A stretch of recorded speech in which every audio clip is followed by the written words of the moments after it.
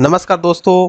बहुत बड़ी खुशखबरी आ चुकी है। Bihar staff selection commission BSSC की ओर से जो निकाली गई वैकेंसी थी 11,098 पदों पे, उसकी सीटों की संख्या बढ़ा दी गई है। अब जो है सीटों की संख्या आप देखेंगे तो नोटिफिकेशन जारी करके यहाँ पे बता दिया गया है। देख सकते हैं टोटल सीटों की संख्या में बढ़ोतरी की गई है, जो कि 12,199 पोस्ट हो चुका है। यानी कि जो पोस्ट की संख्या है पहले 11,098 थी, इसमें 1,101 सीटें और बढ़ाकर इसे 12,199 कर दिया गया है। तो ये थी बड़ी नोटिस, और इसके अलावा लिंक एक्टिवेट हो चुका है। तो हम लोग चलिए देखते हैं कैसे फॉर्म को भरना है स्टेप बाय स्टेप। तो यहाँ पे आप देख पा रहे होंगे लिंक एक्टिवेट हो चुकी है। पूरी जानकारी ऑनलाइन वगैरह लिंक जो है आपको रोजगारबिहार.com पे उपलब्ध करवा दिया गया है। कौन सी सीटों में कितनी बढ़ाई गई है, ये सब भी जानकारी यहाँ पे उपलब्ध करवा दी गई है। ठीक है, तो सारा कुछ आप यहाँ पर आके चेक कर सकते हैं और ऑनलाइन भी कर सकते हैं। तो सब कुछ देखने के लिए आप रोजगारबिहार.com आ जाए, और यहाँ से ऑनलाइन करने के लिए देखिए यहाँ पे लिंक भी दिया हुआ है, यहाँ से भी आप लोग क्लिक करके ऑनलाइन कर सकते हैं। तो मैंने यहाँ पे फिलहाल ओपन करके रखा है। यहाँ पे सबसे पहले आपको रजिस्ट्रेशन करना होगा। तो चलिए हम लोग रजिस्ट्रेशन करने के लिए क्या करना होगा, देखिए यहाँ पे नीचे आपको दिखाई दे रही है क्लिक हेयर फॉर रजिस्ट्रेशन, इस पर आपको क्लिक करनी है। जैसे ही क्लिक करेंगे रजिस्ट्रेशन फॉर्म खुल जाएगी। यहाँ पे देखिए सबसे पहले कैंडिडेट का नाम यहाँ पे भरना है। ठीक है, एप्लीकेंट का नाम भरना है, मेल फीमेल सेलेक्ट कर लेनी है। फिर आप अगर आप बिहार के निवासी हैं तो यस नो कर सकते हैं, तो मैं यहाँ पे यस कर देता हूँ। ठीक है, अगर आप बिहार के नहीं हैं तो नो करेंगे। अब अपनी कैटेगरी सेलेक्ट कर लीजिएगा, general, EBC, BC, SC, ST जो भी है उसे सेलेक्ट कर ले।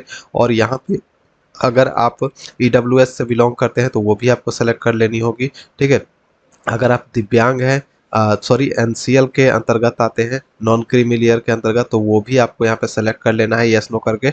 और अगर आप दिव्यांग वगैरह हैं तो यस नो कर लेंगे, तो मैं यहाँ पे नो कर देता हूँ। फिर यहाँ पे अगर आप फिर यहाँ अगर आप यस करेंगे, देखिए यहाँ पे यस करते हैं दिव्यांग वाले में, तो नेचर ऑफ डिजिबिलिटी आपसे पूछा जाता है कि परमानेंट डिजिबिलिटी है या टेम्पररी है, वो आपको बताना होगा। तो मैं यहाँ पे नो कर देता हूँ, तो ये ऑटोमेटिकली हट चुकी है दिव्यांग वाला सेक्शन। अब यहाँ पे नीचे आते हैं तो पूछा जाता है कि क्या आप भूतपूर्व सैनिक हैं, तो हाँ या ना कर सकते हैं, मैं यहाँ पे नो कर देता हूँ। अगर आप यस करेंगे तो कब आपने रिटायर किया है वो सब आपको बताना होगा, तो मैंने यहाँ पे नो कर दिया है। अब आगे बढ़ते हैं तो यहाँ पे देखिए बिहार सरकार की नौकरी में संविदा कर्मचारी के रूप में काम किया है या कर रहे हैं, यानी कॉन्ट्रैक्ट बेसिस पे अगर आप बिहार गवर्नमेंट में नौकरी कर रहे हैं, जॉब कर रहे हैं, तो यस नो करेंगे, तो मैं यहाँ पे नो कर देता हूँ।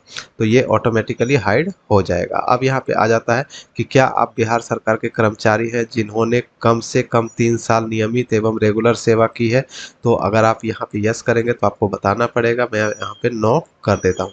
अब यहाँ पे आ जाता है कि इंटर स्तरीय परीक्षा का कौन सा प्रयास आपका है, मतलब कितनी बार आप एग्जामिनेशन दे चुके हैं, तो यहाँ पे आपको बताना होगा, तो मैं यहाँ पे एक कर देता हूँ। ठीक है, अब यहाँ पे अगला देखते हैं। तो यहाँ पे मोबाइल नंबर आप यहाँ पे देखिए एक कम से कम एक करेंगे, और अगर आपने पहले 2014 वाला अगर आपने दिया था तो 2 सेलेक्ट करेंगे। ठीक है, तो मैं यहाँ पे एक कर लेता हूँ। अब यहाँ पे मोबाइल नंबर मांगा जाता है, यहाँ पे कंफर्म मोबाइल नंबर करना है, यानी दोनों में मोबाइल नंबर डाल के कंफर्म कर लेना है। ईमेल आईडी यहाँ पे डालनी है, फिर यहाँ पे डाल के कंफर्म कर लेना है। और जन्म तिथि यहाँ पे कैलेंडर के माध्यम से आपको डेट ऑफ बर्थ सेलेक्ट कर लेनी है। सेलेक्ट करने के बाद नीचे आना है, और ये कैप्चा कोड आपको दिखाई दे रही है, इस कैप्चा कोड को यहाँ पे फिल करनी है, सेव एंड कंटिन्यू कर लेना है। जैसे ही आप सेव एंड नेक्स्ट पे क्लिक करेंगे तो आपका ये दूसरा ऑप्शन खुल जाएगा। देखिए यहाँ पे एडिट या कंफर्म एंड नेक्स्ट आपको दिखाई देगा। अगर आपका कुछ गलती है तो उसे सुधारने के लिए आप एडिट पे क्लिक करके सुधार कर लेंगे, उसके बाद कंफर्म एंड नेक्स्ट करेंगे। तो मैंने चेक कर लिया, सब कुछ ठीक है, मैं यहाँ पे कंफर्म एंड नेक्स्ट कर देता हूँ। जैसे इस पे करेंगे फिर आपको ओके बटन पे क्लिक कर लेना है, और क्लिक करते ही देखिए जो है आपका रजिस्ट्रेशन नंबर और आपका जो पासवर्ड है वो शो कर देगा, दिखा देगा। इसको नोट करके रख लेना है, और आपके मोबाइल नंबर पे ईमेल आईडी पे भी भेज दी जाती है, तो आप उसको सुरक्षित रखेंगे। अब लॉगिन करना होगा, देखिए क्लिक हियर फॉर लॉगिन दिखाई दे रही है, तो इस पर क्लिक करके लॉगिन हम लोग करेंगे। तो जैसा ही लॉगिन पे क्लिक करते हैं, अब यहाँ पे आपको आपका रजिस्ट्रेशन नंबर मांगेगा, और जो आपका पासवर्ड आपके मोबाइल नंबर पे और अभी जो शो किया था वो आपको यहाँ पे डालना है, मोबाइल रजिस्ट्रेशन नंबर और पासवर्ड, और इस कैप्चा को यहाँ पे डाल के लॉगिन कर लेंगे। लॉगिन करते ही यहाँ पे आपको दिखाई देगा सेक्शन, देखिए यहाँ पे आपको रजिस्ट्रेशन नंबर वगैरह देखने को मिल जाएगी, आपका नाम देखने को मिल जाएगा, और कितने स्टेप में फॉर्म कंप्लीट करना है वो भी आपको दिखा देगा। तो फर्स्ट स्टेप आपका हो चुका है। ठीक है, यहाँ पे देखिए फर्स्ट स्टेप खुल चुका है। सेकंड स्टेप में आपको पेमेंट करना है, थर्ड स्टेप में एजुकेशनल डिटेल फिल करनी है, और चौथे स्टेप में आपको फोटो और सिग्नेचर अपलोड करना है, और पांचवें स्टेप में आपको लाइव फोटो भी अपलोड करना होगा वेबकैम के माध्यम से, और स्टेप 6 में जो है एप्लीकेशन स्लिप को डाउनलोड करना है, प्रिंट आउट को निकालना है। तो चलिए ये सब हम लोग कर लेते हैं। अब देखिए यहाँ पे खुल के आ चुका है नाम, ठीक है। नाम के नीचे आपको भर देना है अपने पिता का नाम, यहाँ पे माता का नाम, और फिर से यहाँ पे issue date of domicile certificate, जो आपका आवासीय प्रमाण पत्र है उसका कब जारी किया गया है वो आपको सेलेक्ट करना है। कैलेंडर के माध्यम से आप अपना सर्टिफिकेट में देख लीजिएगा, रेसिडेंशियल सर्टिफिकेट में आपका आवासीय प्रमाण पत्र में डेट दिया होगा, तो वो आपको यहाँ पे फिल कर देना है। और डोमिसाइल स्टेट का सर्टिफिकेट का जो नंबर है, सर्टिफिकेट नंबर, वो आपको यहाँ पे डालना है। फिर ऑथोरिटी क्या था, सीओ के द्वारा जारी किया गया या आरओ के द्वारा जारी किया गया।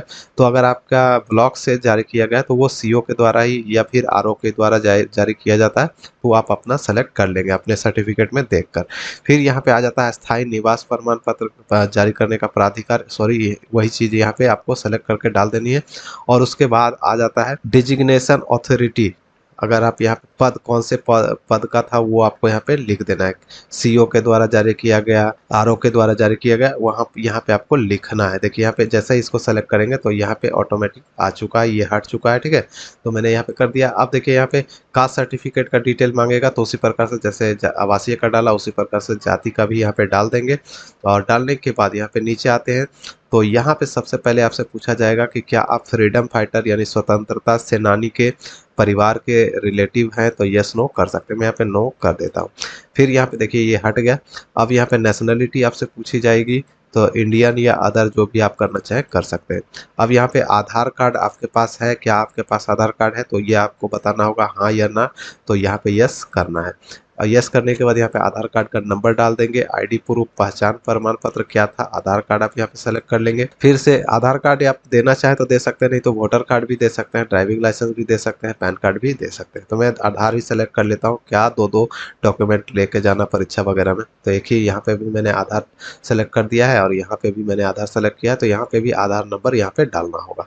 फिर डालने के बाद यहाँ पे आ जाता है आइडेंटिफिकेशन मार्क्स, आपके शरीर पे पहचान चिन्ह मार्क, जैसे तिल का निशान, कटे का निशान, घाव का निशान, जो भी है वो आपको यहाँ पे भर देना है। अब तिल का निशान जो भी है आपको भरना है। फिर यहाँ पे आपसे पूछा जाता है क्या आपको कभी किसी प्रतियोगिता परीक्षा जैसे यूपीएससी, बोर्ड या फिर राज्य आयोग या किसी भी परीक्षा से निष्कासित किया गया है, सस्पेंड किया गया है, तो यस नो कर सकते हैं। तो यहाँ पे नो कर देता हूँ।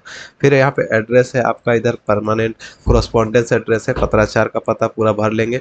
अगर पत्राचार पता और परमानेंट एड्रेस सेम है तो आप यहाँ पे टिक करेंगे तो इधर वाला भी फिल हो जाएगा, या फिर अलग अलग है तो अलग अलग भर के यहाँ पे सबमिट कर लेंगे। दोस्तों जैसा ही सबमिट हो जाएगा आपको यहाँ पे प्रीव्यू दिखाई देने लगेगा, प्रीव्यू देख लेंगे। प्रीव्यू देखने के बाद यहाँ पे प्रोसीड फॉर पेमेंट पे आपको क्लिक कर लेनी है, ठीक है। जैसे ही इस पे क्लिक करेंगे तो आपका पेमेंट के लिए ऑप्शन यहाँ पे दिखाई देगा। आईसीआईसीआई बैंक का सर्वर यूज कर सकते हैं या फिर एसबीआई का सर्वर यूज कर सकते हैं। किसी भी बैंक में आपका अकाउंट है, डेबिट कार्ड है, एटीएम कार्ड है, नेट बैंकिंग है, ठीक है, तो किसी भी सर्वर का आप यूज कर सकते हैं, कोई भी बैंक का, ठीक है, चाहे आपका किसी भी बैंक में अकाउंट हो, कोई दिक्कत नहीं है। तो मैं यहाँ पे एसबीआई चूज कर लेता हूँ। जैसे इस पे क्लिक करते हैं प्रोसीड ऑनलाइन पेमेंट पे आपको क्लिक कर लेनी है। और जैसे इस पे क्लिक करते हैं तो देखिए please do not refresh this page, इसको रिफ्रेश नहीं करना है, यहाँ पे सेलेक्ट कर लेना है।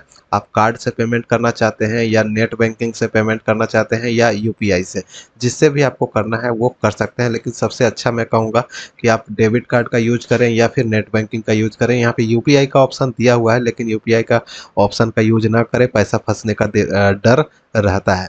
तो मैं यहाँ पे नेट बैंकिंग का यूज कर लेता हूँ। सेलेक्ट करेंगे कौन से बैंक को आप यूज करना चाहते हैं, तो मैंने यहाँ पे स्टेट बैंक सेलेक्ट कर लिया है। अब जो अभी आपका पेमेंट है उसको पेमेंट कर लेना है, उसके बाद नेक्स्ट करेंगे। पेमेंट सक्सेसफुल हो जाने के बाद यहाँ पे आपको मैसेज देखने को मिल जाएगा, your online payment successfully proceed.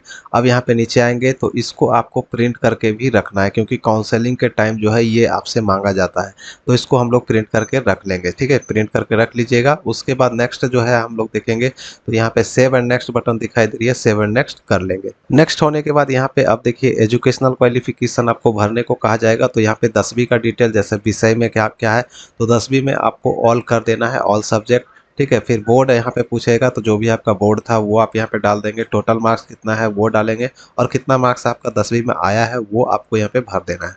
Percentage यहाँ पे आ जाएगा, फिर यहाँ पे सर्टिफिकेट नंबर आपको यहाँ पे भर देना है, ठीक है, मार्कशीट नंबर, और सर्टिफिकेट इशूइंग डेट, उत्तीर्ण करने की तारीख, कब आपने पास किया था वो आपके मार्कशीट में लिखा होता है या सर्टिफिकेट के सबसे नीचे में लिखा होता है, तो वो डेट यहाँ पे आपको भर देना है। उसी प्रकार से इंटरमीडिएट का भी डिटेल भर लेंगे। इंटरमीडिएट में यहाँ पे एक चीज़ एक्स्ट्रा है कि कोर्स सेलेक्ट करना है, यानी आर्ट्स साइंस जिससे भी आपने किया है, देखिए साइंस है, कॉमर्स है, आर्ट्स है, या 3 ईयर पॉलिटेक्निक डिप्लोमा है, जो भी आपने कर रखा है वो आपको यहाँ पे सेलेक्ट कर लेना है। तो मैं यहाँ पे सेलेक्ट कर देता हूँ, ठीक है। सेलेक्ट करने के बाद यहाँ पे पूरा डिटेल फिल कर लेंगे।